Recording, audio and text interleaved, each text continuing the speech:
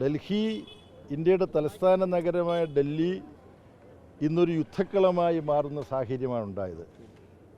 യുദ്ധത്തിൽ രണ്ടു ഭാഗമുണ്ടാവും. പക്ഷേ ഡൽഹിയിൽ നിന്ന് നടന്നത് ഏകപക്ഷീയമായ യുദ്ധമാണ്. കുഞ്ഞുങ്ങൾ, ആൺകുട്ടികളും പെൺകുട്ടികളും പ്രവേശന പരീക്ഷയിൽ നടക്കുന്ന ഞെട്ടിക്കുന്ന അഴിമതിയും കോഴയും അത് RSSും BJPയും ചേർന്ന് നടത്തുന്നതാണ്.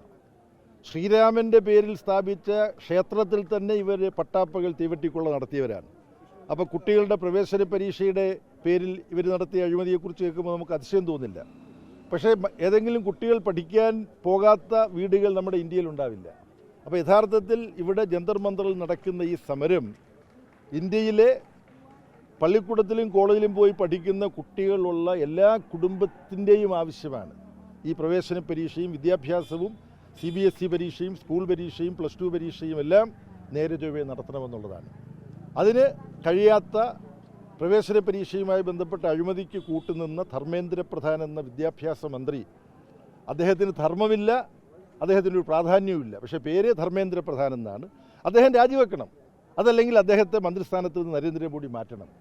പ്രവേശന പരീക്ഷയിലെ അഴിമതിയുടെ ഫലമായി ആത്മഹത്യ ചെയ്ത കുട്ടികളുടെ കുടുംബങ്ങൾക്ക് നഷ്ടപരിഹാരം നൽകണം.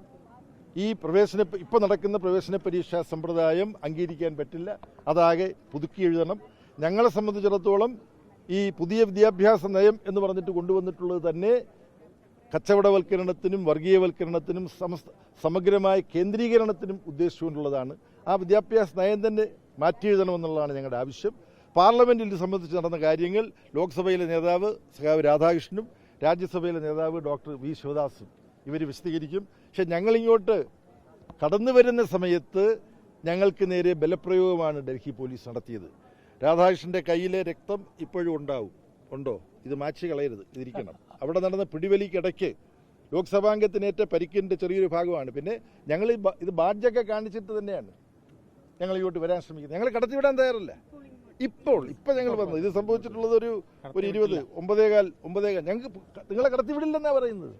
എന്തടിസ്ഥാനത്തിൽ കടത്തിവിടില്ല? ഇവിടെ നിരോധനാജ്ഞയുണ്ടോ? ഞങ്ങൾക്ക് പാർലമെൻറ്റ് മെമ്പർക്കും മുൻ പാർലമെൻറ്റ് മെമ്പർക്കും ഒന്നും ഇങ്ങോട്ട് കടക്കാൻ പറ്റില്ലേ?